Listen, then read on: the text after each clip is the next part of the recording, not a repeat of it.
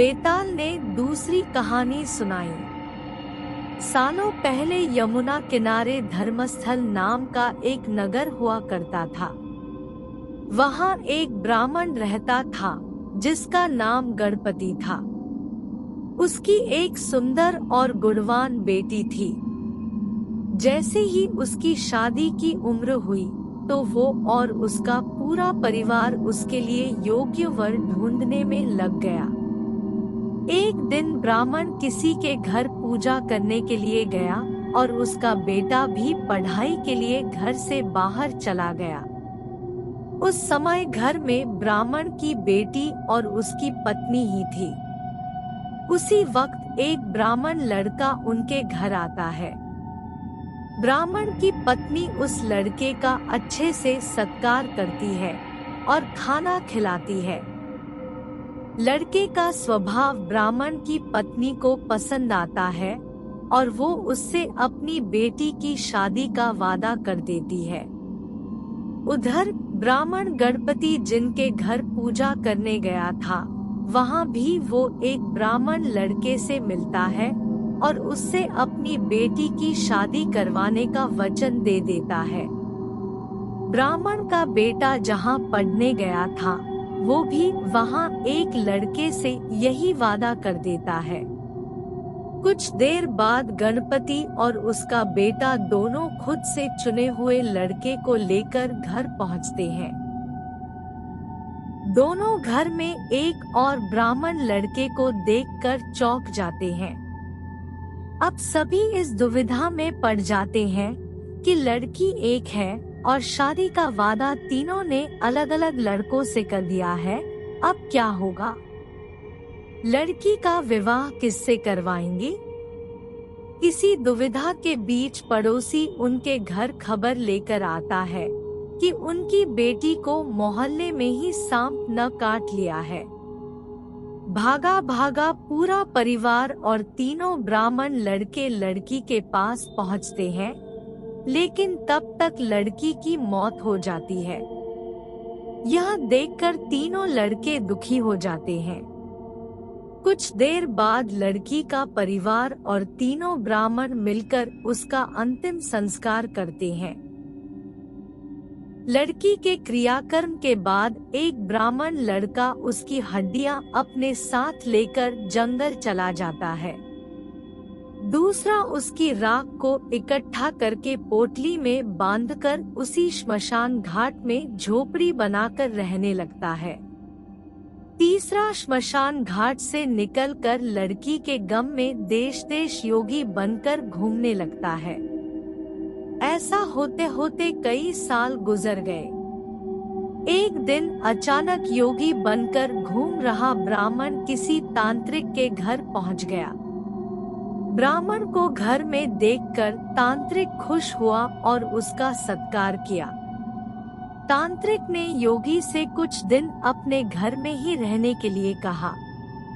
तांत्रिक की जिद देखकर योगी उनके घर में ही रुक गया।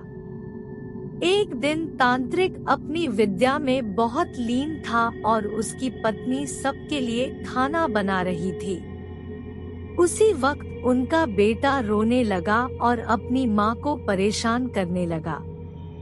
तांत्रिक की पत्नी से उसे बहुत संभालने की कोशिश की, लेकिन वो नहीं माना।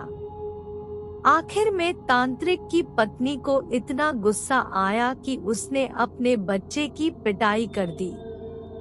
उसके बाद भी जब बच्चा चुप नहीं हुआ तो उसने उसे चूल्हे में डालकर जला दिया। यह सब देखकर योगी ब्राह्मण बहुत नाराज हुआ और बिना कुछ खाए ही अपनी पोटली लेकर उनके घर से जाने लगा। इतने में तांत्रिक आया और योगी से कहा, महाराज खाना तैयार है, आप इस तरह गुस्से में बिना खाए यहाँ से न जाएं। गुस्से में योगी ने कहा, मैं इस घर में 1 मिनट भी नहीं रुक सकता। जहाँ ऐसी राक्षसी रहती हो, वहाँ मैं कैसे कुछ खा सकता हूँ। इतना सुनते ही तांत्रिक झट से चूल्हे के पास जाता है और एक किताब से एक मंत्र पढ़कर अपने बेटे को जिंदा कर देता है। यह सब देखकर योगी हैरान रह जाता है। उसने सोचा कि अगर यह किताब मेरे हाथ लग जाए तो मैं अपनी पत्नी को भी जीवित कर सकता हूँ। योगी यह सोच ही रहा होता है कि उधर तांत्रिक बेटे को जीवित करने के बाद फिर से योगी से खाना खाने का आग्रह करता है।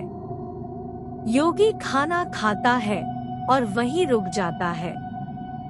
अब योगी के दिमाग में बस यही चल रहा था कि बस वो किसी तरह से उस किताब को हासिल कर ले।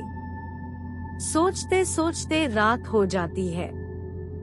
सब खाना खाकर सो जाते हैं। आधी रात को योगी उस मंत्र वाली किताब को लेकर तांत्रिक के घर से सीधे उस श्मशान घाट पहुंचता है, जहां ब्राह्मण की लड़की का अंतिम संस्कार किया गया था। वो सबसे पहले झोपड़ी बनाकर उसी जगह रह रहे ब्राह्मण को बुलाता है और उसे सारी कहानी सुनाता है। इसके बाद दोनों मिलकर फकीर बने ब्राह्मण को ढूंढते हैं। फकीर ब्राह्मण के मिलते ही योगी ब्राह्मण दोनों से कहता है कि लड़की की हड्डी और राख लेकर आओ, मैं उसे जिंदा करूंगा। दोनों ऐसा ही करते हैं। राख और हड्डी इकट्ठा करने के बाद लड़की को जलाई हुई जगह में योगी ब्राह्मण मंत्र पढ़ता और लड़की जिंदा हो जाती है।